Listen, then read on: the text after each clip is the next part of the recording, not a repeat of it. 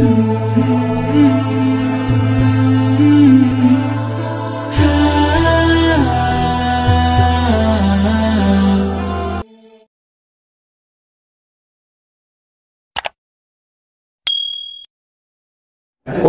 dalam hadis dijelaskan orang yang hafal Quran dapat syafaat dari Quran pada hari kiamat. Betul?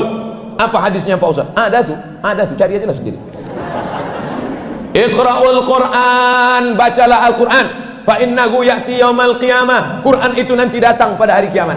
Quran akan datang pada hari syafi'an li ashabi. Quran memberikan syafaat pada orang yang menghafal Quran, membaca Quran.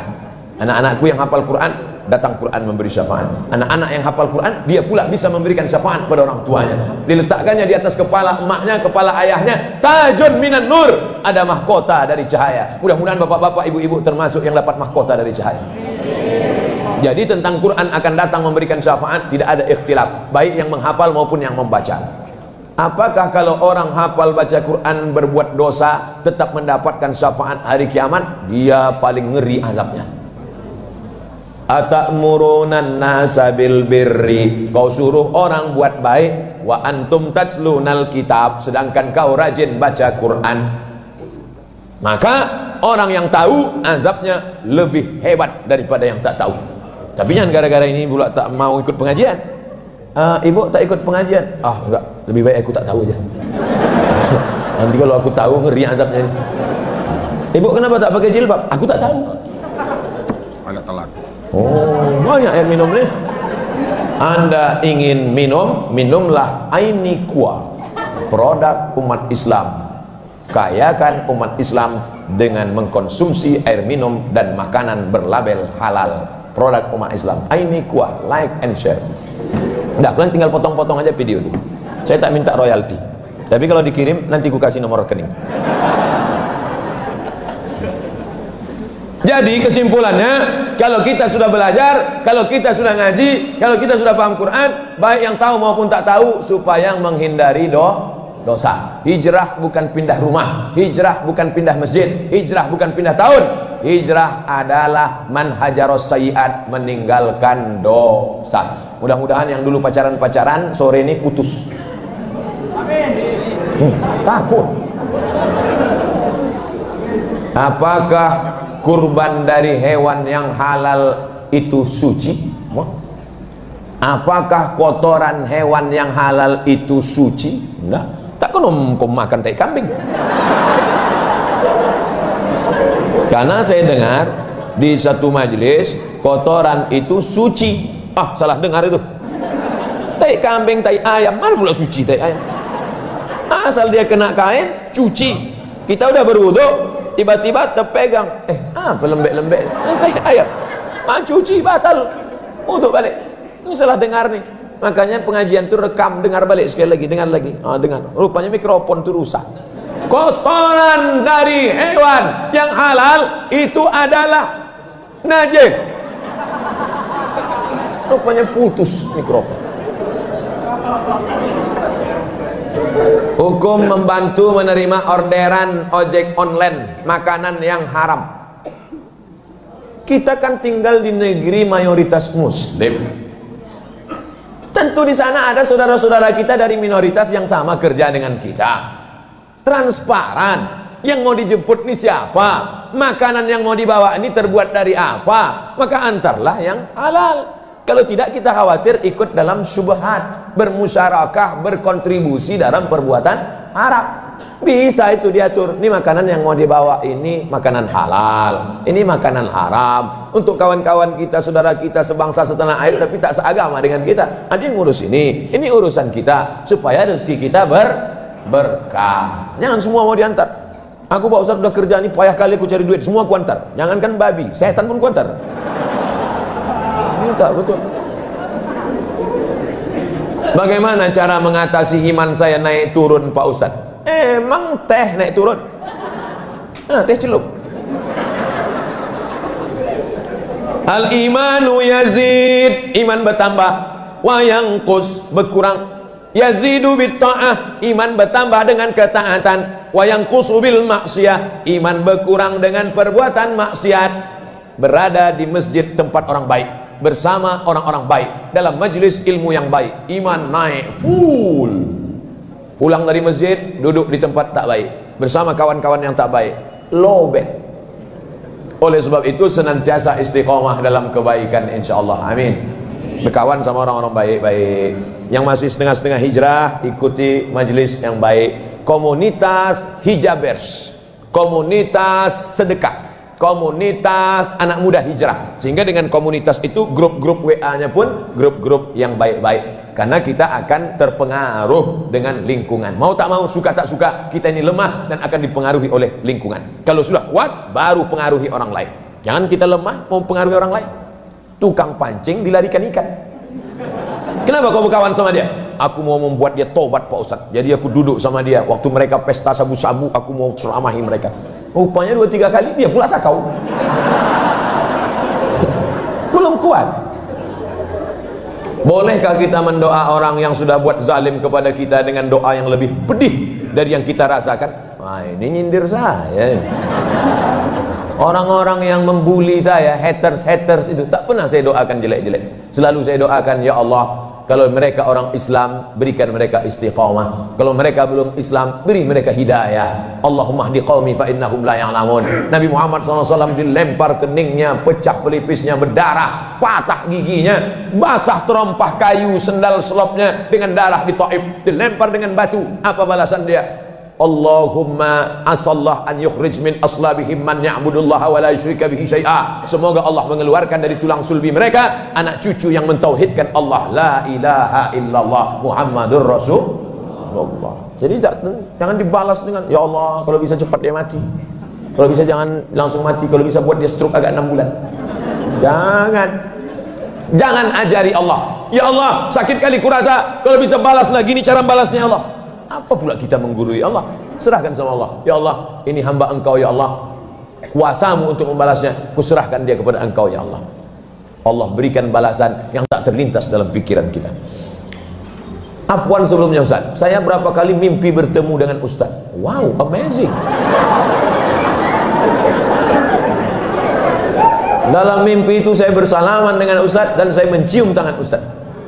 Saya izin, boleh saya menyalami Ustaz? Laki-laki ada namanya. Mana orang yang tulis? Tapi jangan semua ngaku mimpi nanti. Lama kami pulang. Saya banyak ketemu sama jamaah yang mimpi-mimpi jumpa itu, udah saya tanya-tanya. Jadi ceritanya dia sakit, masuk ruang ICU. Masuk ruang ICU. ICU itu dalam kaca. ICU itu artinya ICU, you don't see me. Aku bisa menengok kau, kau tak bisa nengok aku. Di ruang ICU itu tak ada suara, sunyi aja. Yang ada suara cuma 2. Tit, tit, tit, tit, tit, tit, tit, tit. Jadi kata dokter, dipanggillah keluarganya. Keluarga, ya, ini pasien bawa pulang ke rumah. Alat mau dicabut, tak ada harapan hidup, bawa pulang. Menangislah orang kampung. Istri menangis, anak menangis, mau dibawa pulang. Tiba-tiba pas mau dibawa, duduk dia. Heranlah dokter. Dokter nanya, apa yang kau tengok dalam mimpimu itu waktu kau sedang koma itu? Apa yang kau tengok? Datang seseorang. Siapa yang datang? Ustaz Somad. Apa kata dia? Ditanyanya, kapan tablik akbar? Terbangun aku. Sehat dia, disusunnya panitia tablik akbar, diundangnya saya. Dia pun cerita ke saya. Jadi saya tanya, betul Bapak waktu koma di rumah sakit itu mimpi dalam koma itu datang saya? Betul Pak Ustaz. Apa kata saya waktu itu? Kapan tablik akbar? Lama saya berpikir, kenapa dia nengok saya? Secara psikologis saya tanya, apakah Bapak selalu dengar ceramah saya? Pagi, petang, siang, malam. Mau berangkat ke kantor di mobil, suara Ustaz. Sampai di kantor saya hidupkan YouTube. Kalau ada tamu, tak ada tamu saya. Oh, rupanya yang membuat terbawa termimpi-mimpi itu karena sering didengar dan sering ditonton. Apa pelajaran dari sini?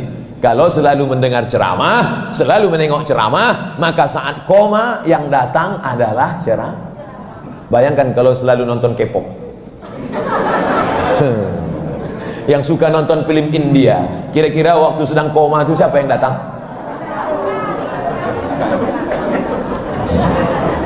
Jawablah sendiri.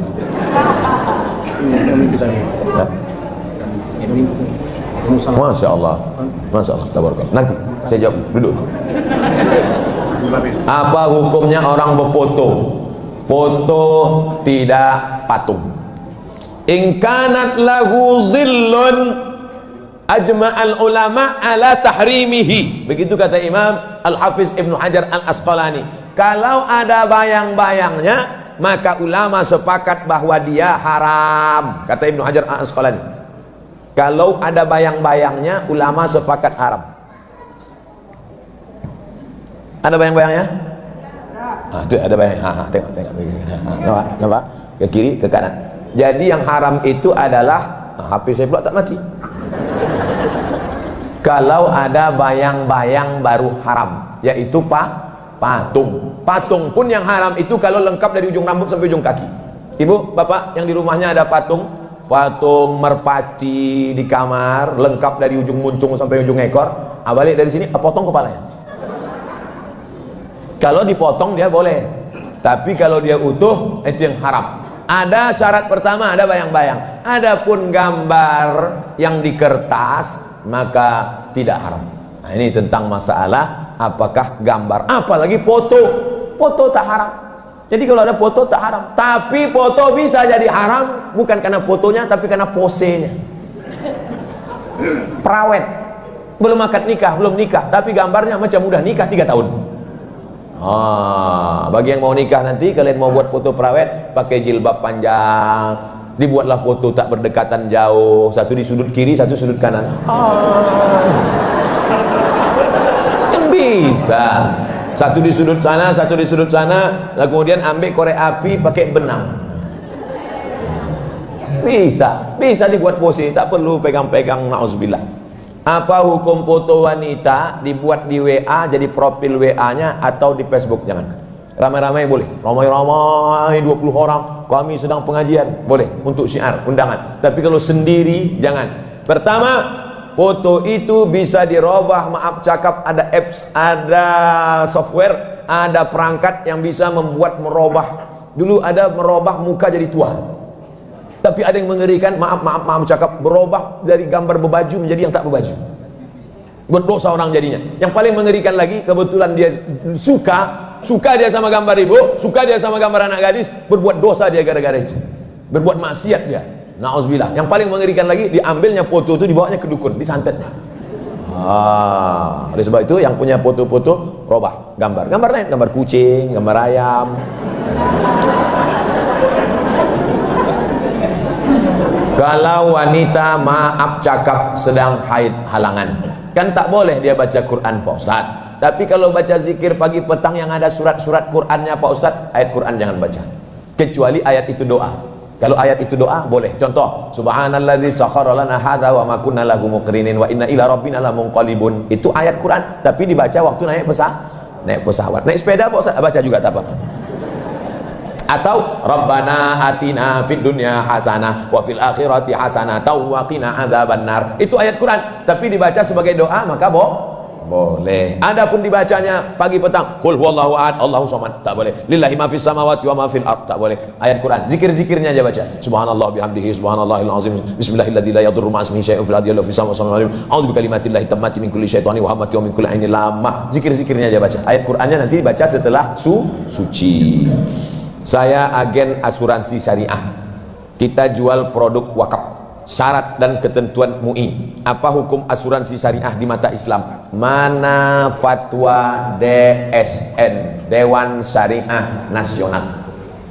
Nanti kalau datang sales ke rumah, ke kantor, ke masjid, menawarkan produk asuransi syariah, pertanyaan pertama, mana DSN, Dewan Syariah Nasional? Kalau air minum, jangan minum sebelum ada label halal. Tak ada halalnya nih.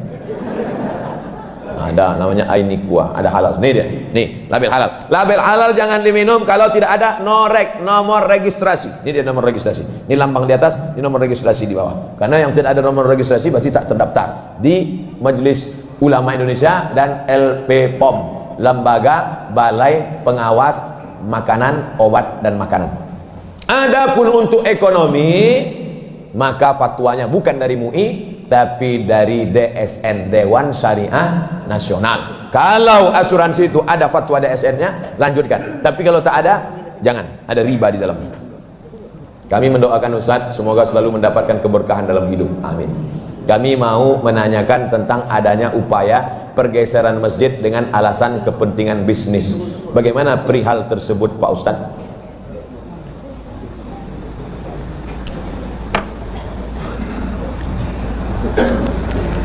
Ini masjid letaknya di samping pasar. Nama kotanya Kufah. Kufah itu di Irak. Kalau dipertahankan masjid di sini, maka orang tak bisa sholat ramai-ramai dan mengganggu pasar waktu itu. Maka akhirnya Umar bin Khattab mengizinkan pindah masjid Kufah ke tepi kota. Tapi yang mengeluarkan peraturan itu bukan Abdul Somad, Umar bin Khattab. Kalau tak ada masjid, orang di sekitar pasar tak bisa sholat. Di mana dia sholat berjamaah? Di mana dia sholat Jumat? Kalau diletakkan di pinggir, siapa yang sholat di situ? Hantu sama kambing sholat. Oleh sebab itu di sana ada maslahat. Maka ada peraturan undang-undang negara Republik Indonesia yang disahkan oleh DPR bernama Undang-Undang Wakaf.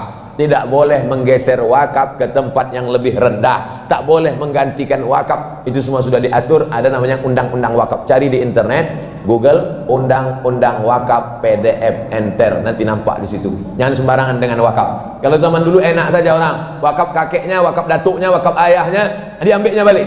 Zaman sekarang tak bisa, sudah diserahkan namanya Akta Ikrar Wakaf. Bapak ibu yang menerima wakaf, yang memberi wakaf, pertama urus ke BPN, Badan Pertanahan Nasional, bahwa itu tidak ada tumpang tindih surat. Setelah dapat surat dari BPN, bawa ke kantor KUA, akta ikrar wakaf, penyerahan dari yang berwakaf kepada yang menerima wakaf, ada ijab dan kabul. Setelah dapat, kalau ahli waris meminta balik atau menggeser atau tukar guling atau tukar bantal atau mau dialihkan, maka mesti melalui pengadilan dengan bertanya kepada para ulama. Itu zaman sekarang kebijakan sudah diatur negara supaya wakaf ini tidak bermasalah. Mudah-mudahan kita termasuk orang yang tidak main-main dengan wakaf, insyaallah. Amin.